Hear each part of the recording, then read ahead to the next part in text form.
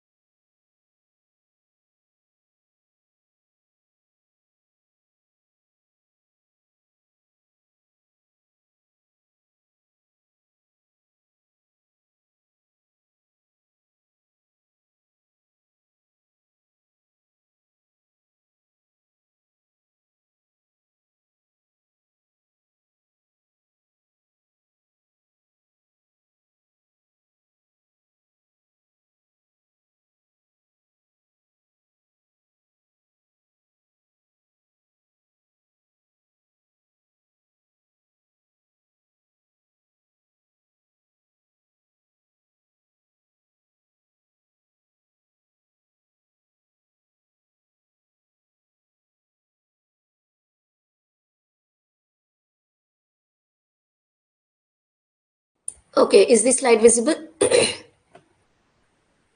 ठीक है, तो हम लोग एम्प्लॉय प्रोविडेंट फंड एक्ट कर रहे हैं। कल के सेशन में, प्रीवियस सेशन में एक्चुअली सेक्शन 5 तक हमने किया था, डी भी किया था बेसिकली, डी एंड ई। ठीक है, आज हम शुरू करेंगे सेक्शन नंबर 6 जो कि बहुत इंपॉर्टेंट है, कंट्रीब्यूशन से रिलेटेड। ठीक है, just let me know if I am audible in the comment section.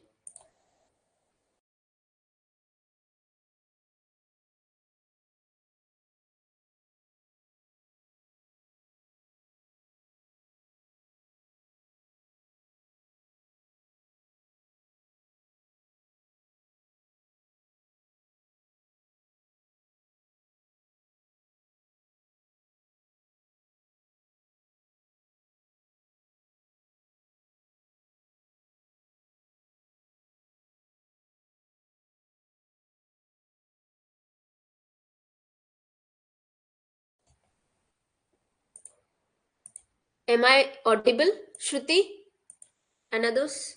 Okay. So, section 6, धारा 6, contribution and the matters which may be provided in for the schemes.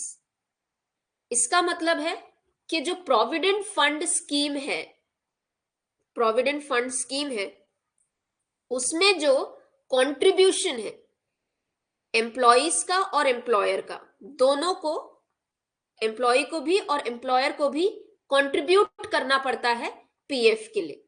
तो वो प्रोविजन क्या है या कितना कंट्रीब्यूट करना पड़ता है वो सेक्शन 6 में दिया हुआ है। तो आप सेक्शन 6 को याद रखेंगे कि कौन से सेक्शन के अंदर में कंट्रीब्यूशन की बात हुई है। ठीक है, तो सबसे पहले बेसिक चीज मैं आपको बता दूं कि पीएफ के लिए, प्रोविडेंट फंड के कंट्रीब्यूशन में, हमने ये पहले भी बात करी है कि ये सोशल सिक्योरिटी का प्रोविजन है। तो यहां पे एम्प्लॉय को, यानी जो भी मजदूर है, जो भी कर्मचारी है, और एम्प्लॉयर को, नियोजक, ठीक है, नियोक्ता या एम्प्लॉयर, दोनों को भी कंट्रीब्यूट करना पड़ता है। तो एम्प्लॉय का कंट्रीब्यूशन और एम्प्लॉयर का कंट्रीब्यूशन क्या है? Specifically 10% and 10% is the contribution given under the law. Law के लैंग्वेज में जो लिखा हुआ है 10% एम्प्लॉयज कॉन्ट्रीब्यूशन, 10% एम्प्लॉयर का कॉन्ट्रीब्यूशन।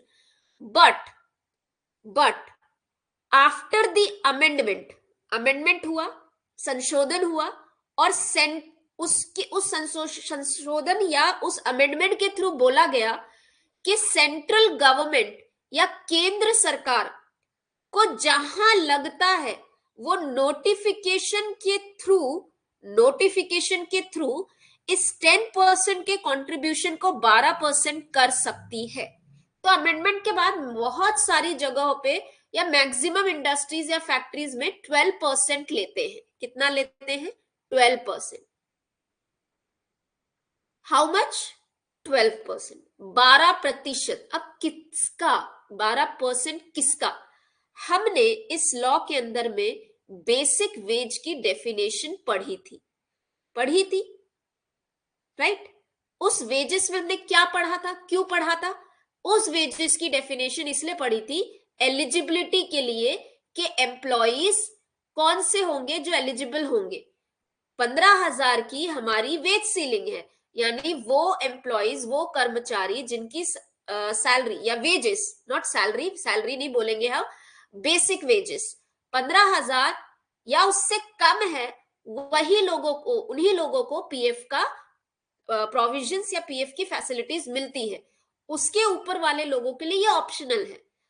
तो अब जब हम यहां पे आते हैं 10% ऑफ बेसिक वेजेस, जो उसका बेसिक होगा, डियरनेस अलाउंस और रिटेनिंग अलाउंस, मूल वेतन 10% को हम यहां लेके चलेंगे 12%, ठीक है?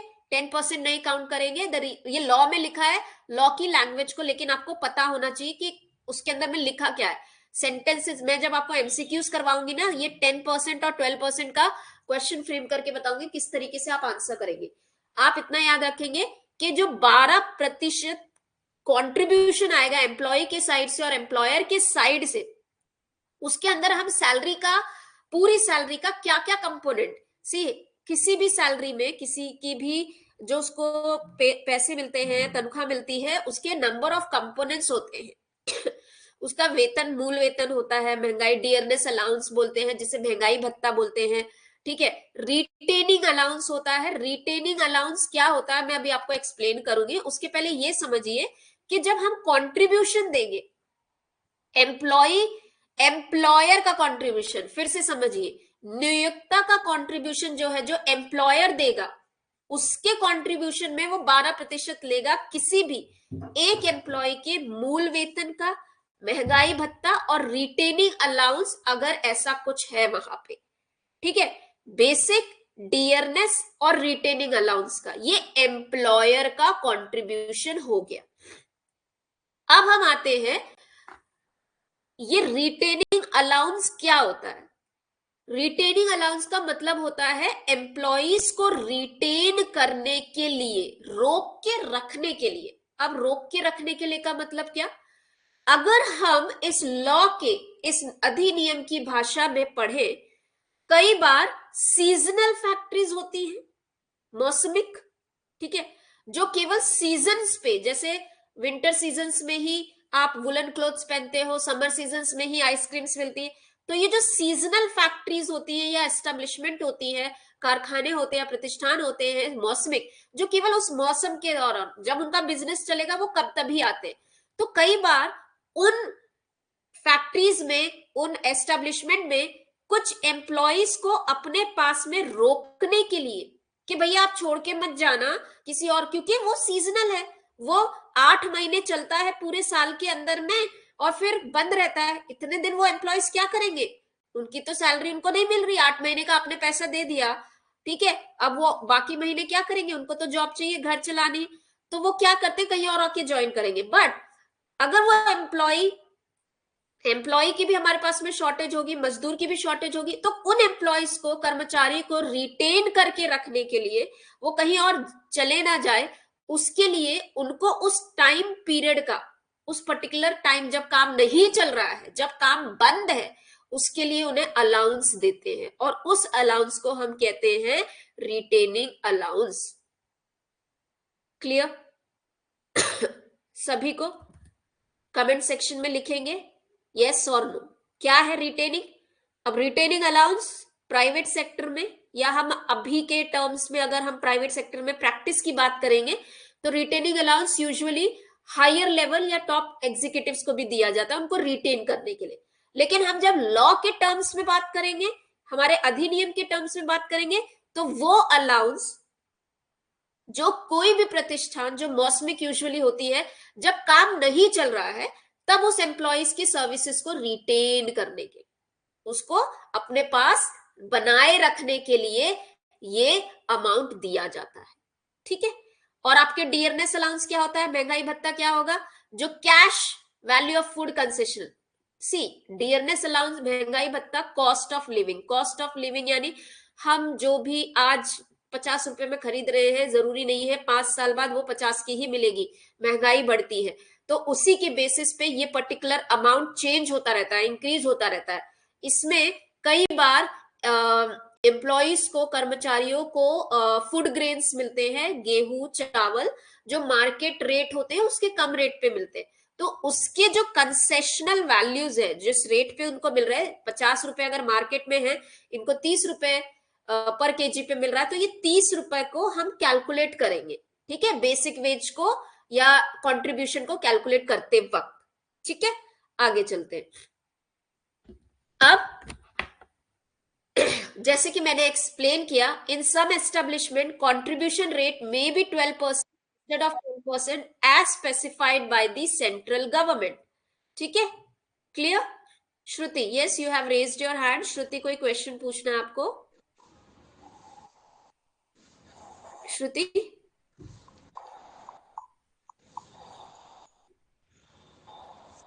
ओके, ठीक है। अब contribution involving a fraction of rupee may be rounded off to nearest rupee, half a rupee और a quarter of rupee।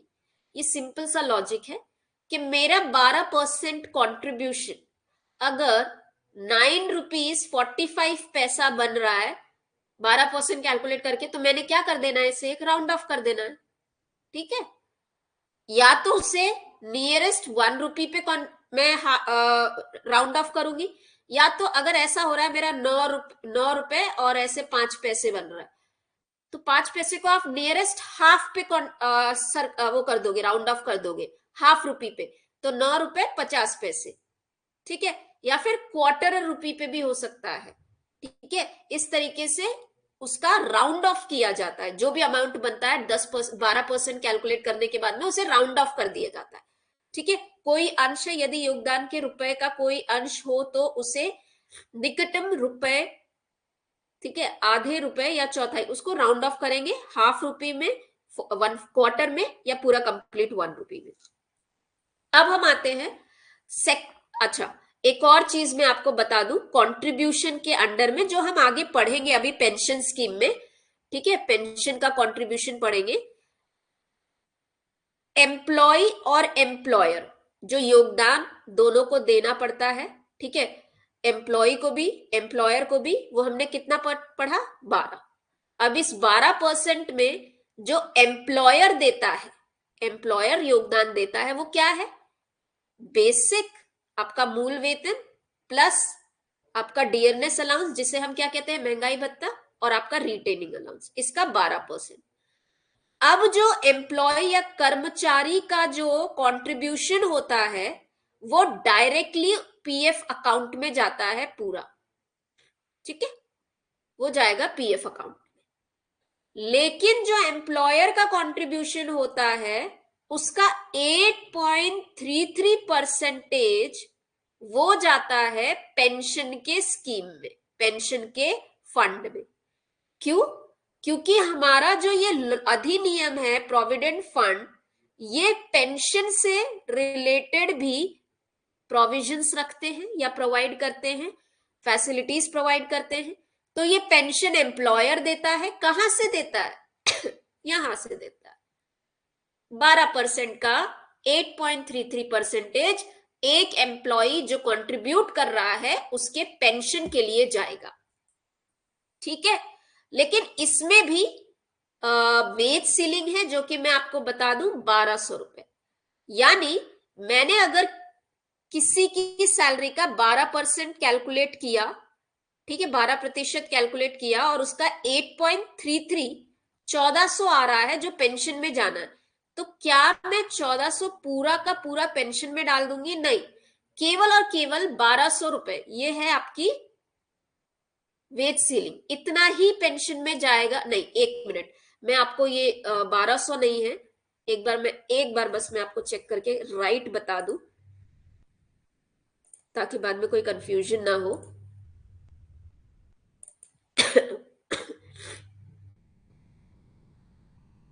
Just a second.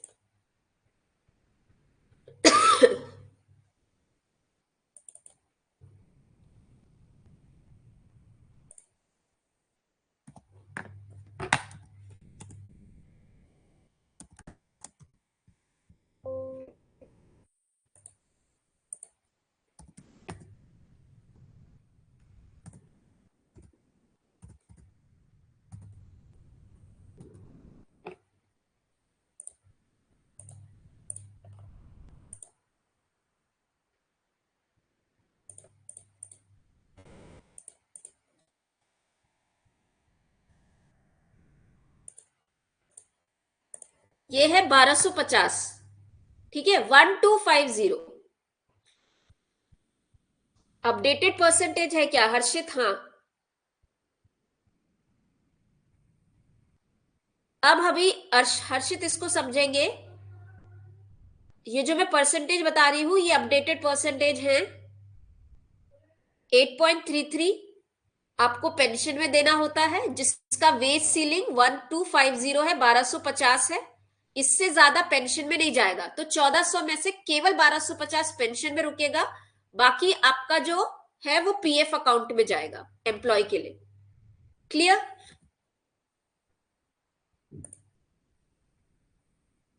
So ultimately अगर 12% 8.33 आपका पेंशन में जा रहा है तो रेस्ट पीएफ में जाने वाला अमाउंट कितना हो गया?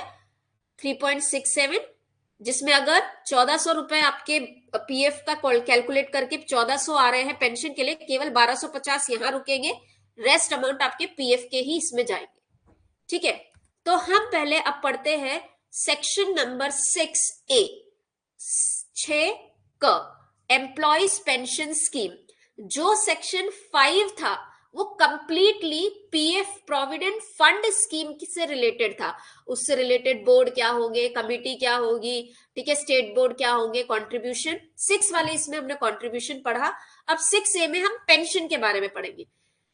कौन बनाएगा?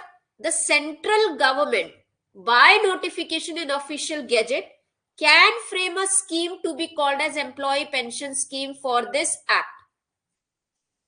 तो केंद्र सरकार नोटिफिकेशन, अधिसूचना द्वारा किसी भी तरीके की एक योजना बना सकती है जो कहलाएगी कर्मचारी पेंशन योजना। किस लिए? अब आपको यहां पे क्वेश्चन बन सकता है कि किन तरीके के पेंशन या पेंशन पेमेंट कब होती है, किस तरीके के पेंशन मिलेंगे? सुपर एनुएशन पेंशन, रिटायरिंग पेंशन और परमानेंट टोटल डिसेबलमेंट पेंशन। ऐसे किसी भी प्रतिष्ठान या प्रतिष्ठानों के वर्ग के कर्मचारियों के लिए अधिनियम लागू होता है। उनके लिए अवकाश पूर्व पेंशन, सेवानिवृत्त पेंशन या अस्थायी रूप से विकलांगता पेंशन, 3 तरीके के। अब इनका मतलब मैं आपको समझाती हूं, ठीक है, give me a second, 1 minute just.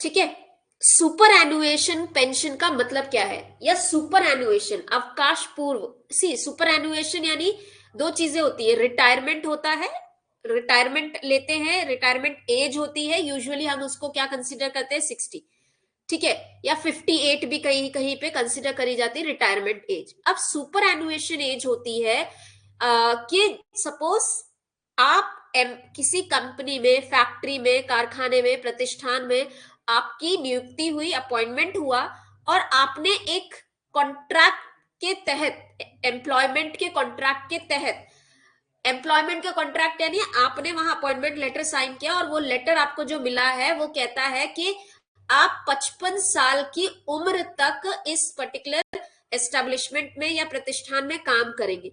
तो ये आपकी कॉन्ट्रैक्ट के हिसाब से वो उम्र है या एज है जहां पे आप उस पोजीशन को खाली करके आएंगे, वैकेंट कर देंगे, उस ऑर्गेनाइजेशन में वो पोजीशन आप खाली करके आएंगे। इस एज को हम कहते हैं सुपर एनुएशन।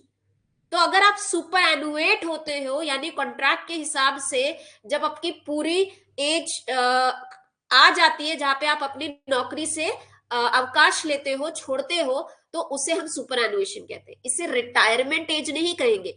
क्यों नहीं कहेंगे? क्योंकि ये कॉन्ट्रैक्ट या एग्रीमेंट के अंतर्गत है। अब यहाँ पे कॉन्ट्रैक्ट का मतलब वो कॉन्ट्रैक्ट लेबर नहीं, एग्रीमेंट साइन होता है, अपॉइंटमेंट लेटर के हिसाब से जो एज लिखी होगी उससे सुपर एनुएशन एज कहते हैं।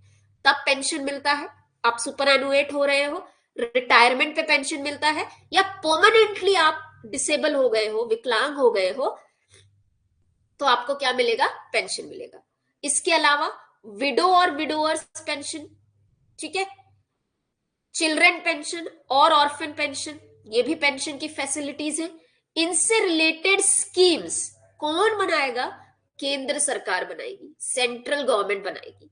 ये पेंशन्स कौन से हैं, क्या है, आपको पता होने चाहिए। अब किसी भी तरीके की स्कीम या योजना जो इस पर्टिकुलर लॉ के या अधिनियम के अंतर्गत केंद्र सरकार बनाई जाती है, बनाई जाएगी, टाइम टू टाइम हर एक एम्प्लॉय के हिसाब से उसके लिए पेंशन फंड भी क्रिएट किया जाएगा। Notwithstanding anything contains 6, there shall be established as soon as may be after framing a pension scheme, a pension fund into which there shall be paid from time to time in respect of every employee who is a member of pension scheme। मतलब simple सा logic है कि जिसके लिए, जिस भी window के लिए बनाया गया, विडो पेंशन है, विधवा पेंशन है, बच्चों के लिए पेंशन है, अनाथ बच्चों के लिए पेंशन है, तो उसके लिए उस तरीके का फंड भी जमा करें, बनाएंगे, अकाउंट भी बनाएंगे, ताकि वो वहां पे भुगतान हो सके उस पर्टिकुलर अमाउंट का। ठीक है। अब कंट्रीब्यूशन कितना करना होता है? नॉट एक्सीडिंग 8/1/3 का मतलब है 8.33, जो मैं आपको ऑलरेडी बता चुकी हूं। किसका 8.33%? किसका? Basic wages, dearness allowance, retailing allowance. इसको याद रखेंगे, वही जो मैंने ऊपर आपको बताया कि 12% का जो ऑलरेडी बेसिक है, बेसिक का, मूल वेतन का, महंगाई भत्ते का और आपके रिटेलिंग अलाउंस का कंट्रीब्यूशन है, उसी का 8.33% आपके पेंशन में जाता है, जो कि एम्प्लॉयर कंट्रीब्यूट करता है। तो आपको यहां से क्या बात समझ में आई? क्या एम्प्लॉई, क्या कर्मचारी पेंशन के लिए कंट्रीब्यूट करता है? कर रहा है क्या? नहीं कर रहा है? हाँ या ना?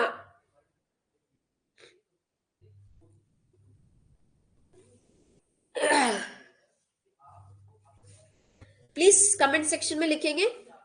नहीं कर रहा ना, केवल एम्प्लॉयर कर रहा है। पेंशन का कंट्रीब्यूशन केवल एम्प्लॉयर के साइड से जा रहा है। ठीक है। अब such sums are payable for the employer of the exempted establishment। exempted establishment की डेफिनेशन हम पढ़ चुके हैं। वो एस्टेब्लिशमेंट्स, वो प्रतिष्ठान जहां पे उन एस्टेब्लिशमेंट्स के एम्प्लॉय को किसी को भी पेंशन का कंट्रीब्यूशन नहीं देना है, ऐसे केस में एम्प्लॉयर ही उन पूरा एस्टेब्लिशमेंट का कंट्रीब्यूशन देगा। ठीक है। The net asset of employees pension fund as on the date of establishment of pension fund, basically pension fund, sorry pension scheme जब प्रोविडेंट फंड मिसलेनियस एक्ट इस अधिनियम में इंट्रोड्यूस किया गया था, या एड ऑन या अमेंडमेंट के थ्रू, संशोधन के थ्रू इसको ऐड किया था, उसके पहले हमारी थी families pension scheme, employ family pension act था। उसके लिए एक फंड क्रिएट किया गया था। उस फंड में अगर कोई वैल्यू है, कोई एसेट रखा है एम्प्लॉय ने, वैल्यू है, वो भी आपके पेंशन फंड में जाएगा। ठीक है।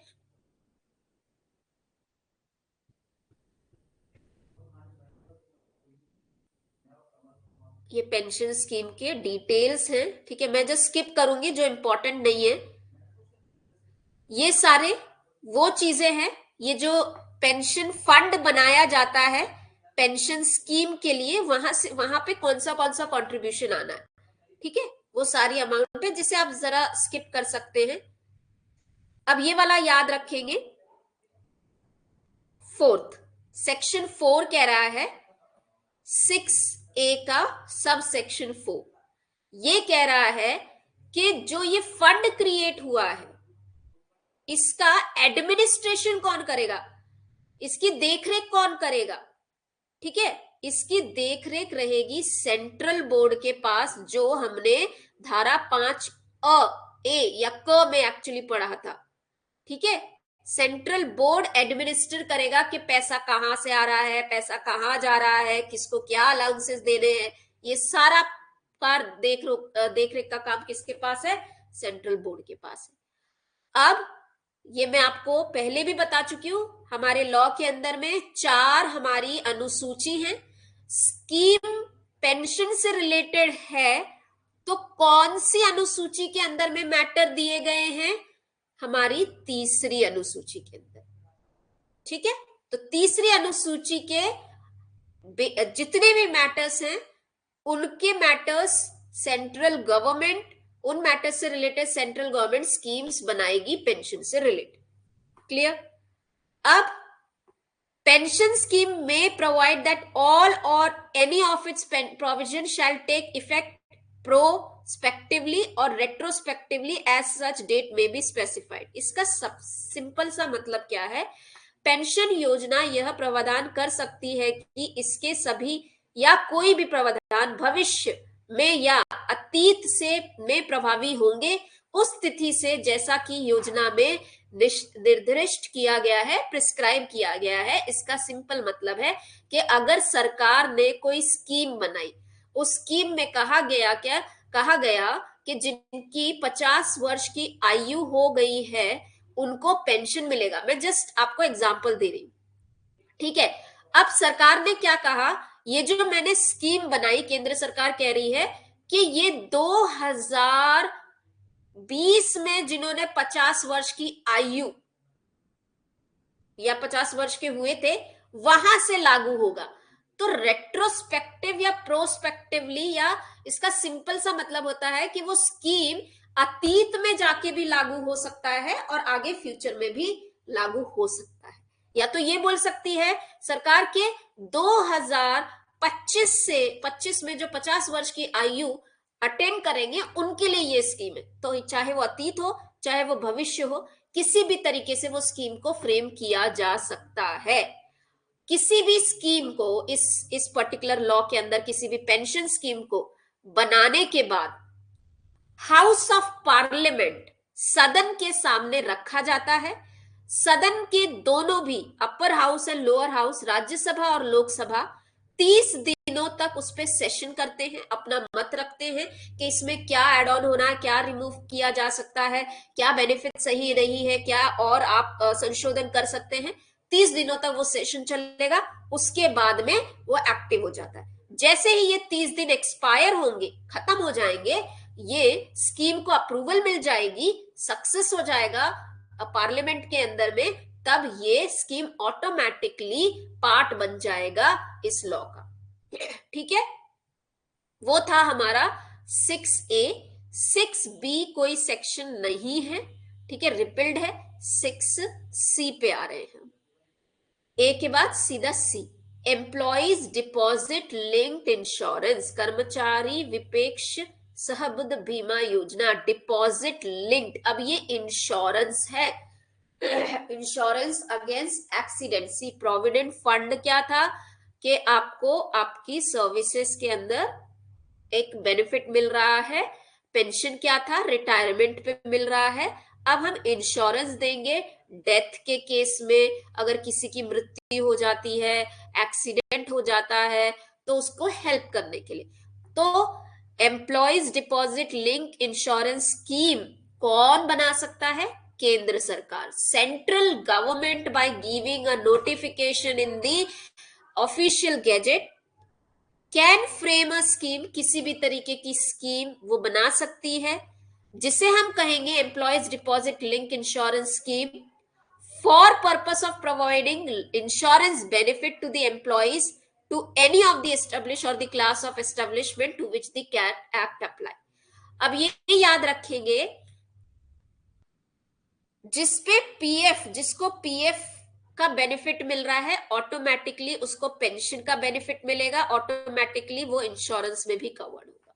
ठीक है, लेकिन केंद्र सरकार को अगर लगता है कि कहीं पे किसी एस्टेब्लिशमेंट प्रतिष्ठान पे या किसी कैटेगरी, ठीक है, के प्रतिष्ठान हो गया या ग्रुप हो गया, वहां पे ये लॉ पर्टिकुलरली एप्लीकेबल करना है तो वो कर सकती है। ठीक है, किसी भी तरीके का इंश्योरेंस स्कीम इस डिपॉजिट लिंक इंश्योरेंस के अंदर बनाने के बाद उससे रिलेटेड फंड भी किया जाएगा, बनाया जाएगा, क्योंकि पैसे आएंगे ना, वहीं पे पैसे इकट्ठा होंगे।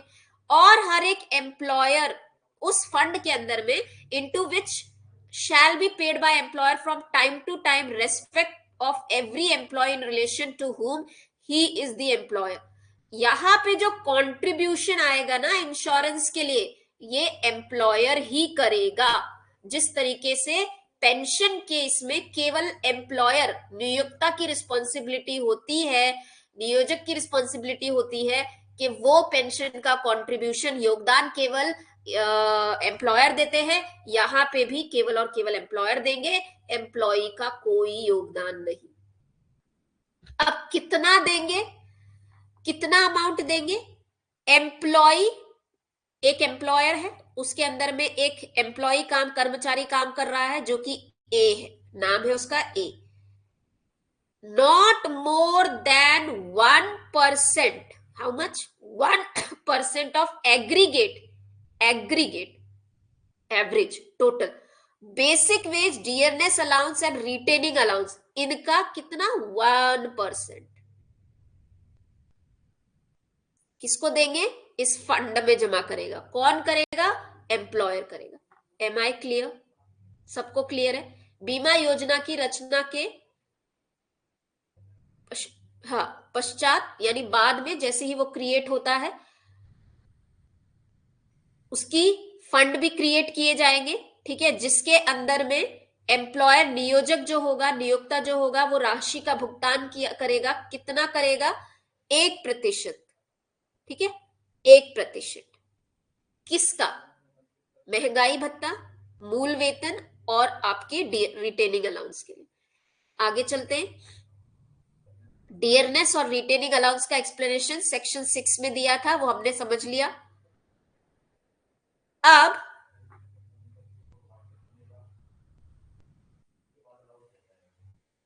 इसके अलावा, कंट्रीब्यूशन के अलावा,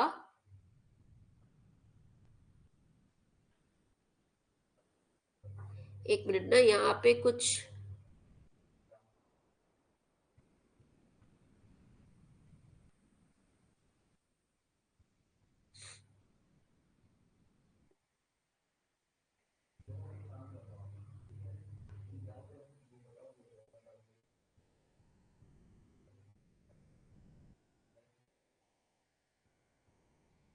हाँ ठीक है।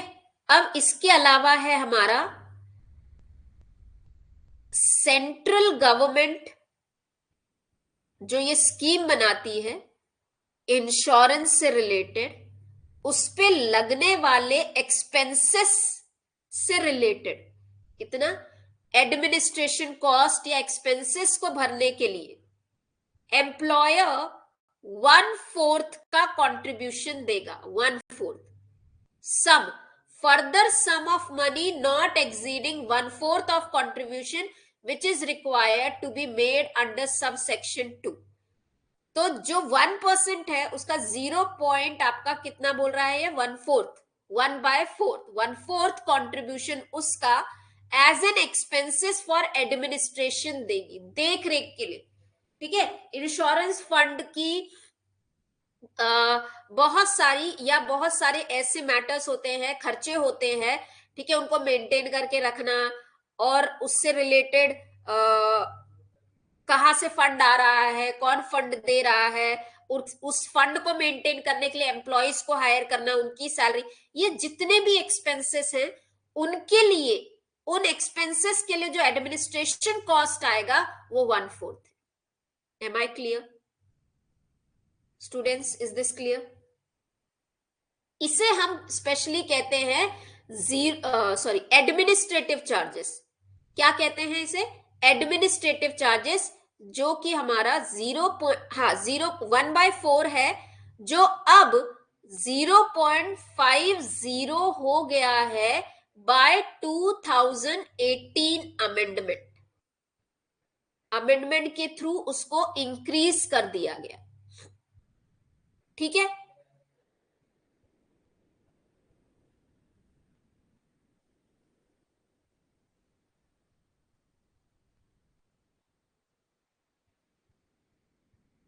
Any question, any query?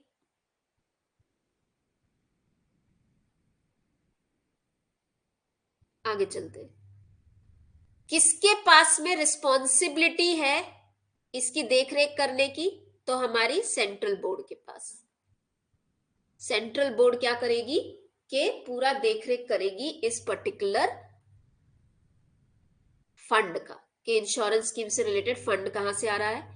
Insurance scheme में जितने भी स्कीम्स आएंगे जो अनुसूची 4 में है, वो सारे मैटर्स से रिलेटेड स्कीम केंद्र सरकार बनाएगी जो कि अनुसूची 4 में मेंशन है। ठीक है, ये भी प्रोस्पेक्टिवली या रेट्रोस्पेक्टिवली यानी अतीत में या भविष्य में कैसे भी एप्लीकेबल हो सकती है। ठीक है, क्लियर?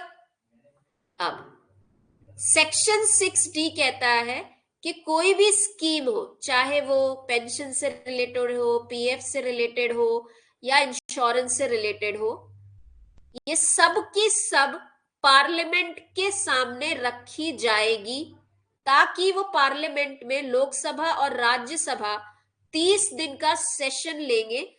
अगर उनको कोई चीज ऐड ऑन करनी है, रिमूव करनी है, जब ये दोनों भी हाउसेस एग्री करेगी, ठीक है, दोनों भी एग्री करते हैं क्या, हाँ हम एग्रीड है इन स्कीम से, उन स्कीम्स को चाहे मॉडिफाई करना है तो मॉडिफाई किया जाएगा, एड ऑन करना है तो एड ऑन कर सकते हैं।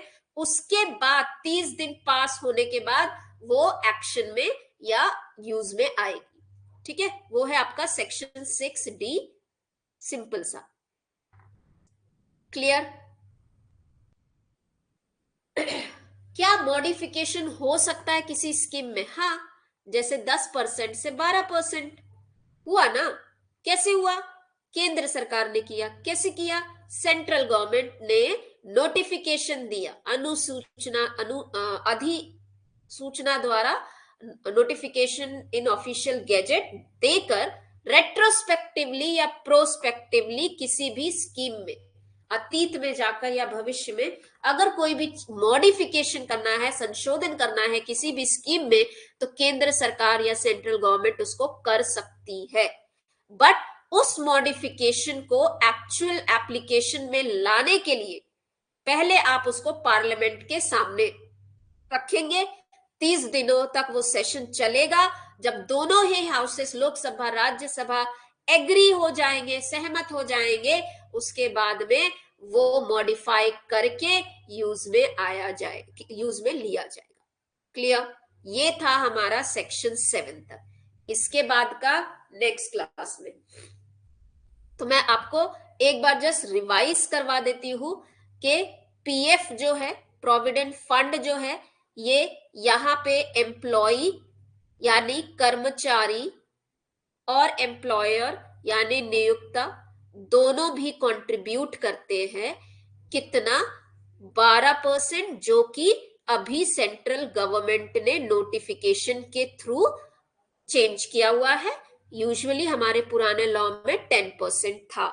ठीक है, ये किस चीज का 12% एम्प्लॉयर कंट्रीब्यूट करते हैं? मूल वेतन, बेसिक। ठीक है, बेसिक वेजेस यानी आपका मूल वेतन। उसके बाद में है आपका डियरनेस अलाउंस, जिसे महंगाई भत्ता कहते हैं। रिटेनिंग अलाउंस, ये वो अलाउंस है जब एम्प्लॉयमेंट एस्टेब्लिशमेंट, प्रतिष्ठान या कारखाना काम नहीं कर रहा है या इट्स नॉट वर्किंग, काम बंद है, उस दौरान जिन एम्प्लॉय को रोक कर रखा जाता है उनको ये अमाउंट पे की जाती है, उसे रिटेनिंग अलाउंस कहते हैं। इस 12% में से 8.33% जो कि आपके इसी का है, बेसिक मूल वेतन का, डियरनेस अलाउंस का और रिटेनिंग अलाउंस का, ये 8.33% पेंशन में जाती है। ठीक है, और बाकी आपकी यहां पीएफ के अकाउंट में रहती है।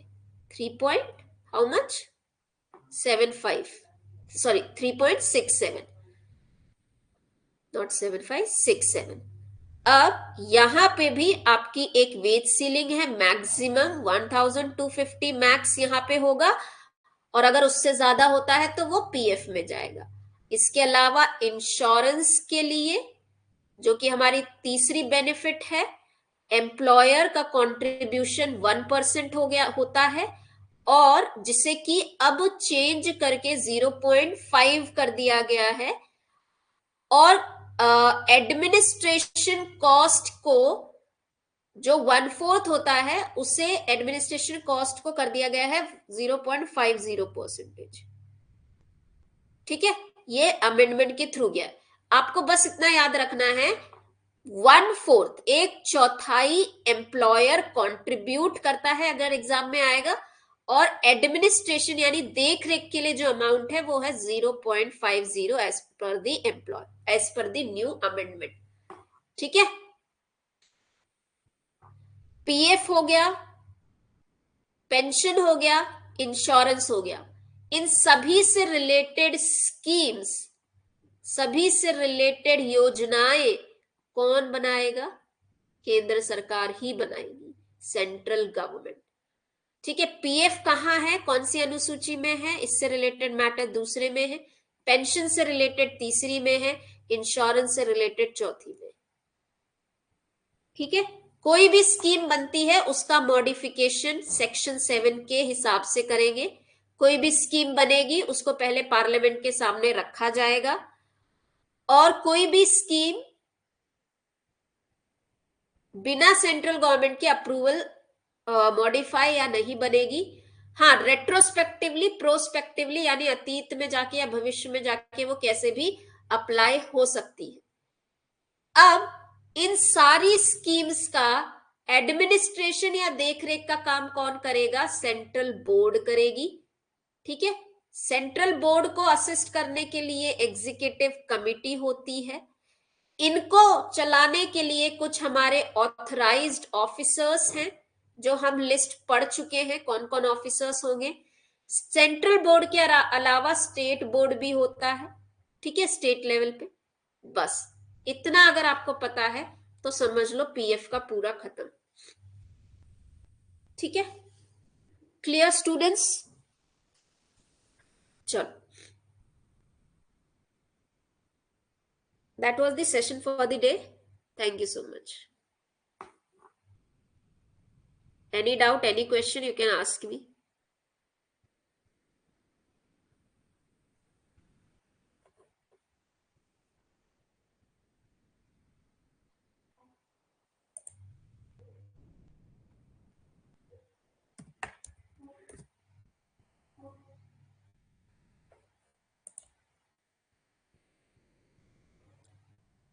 Thank you.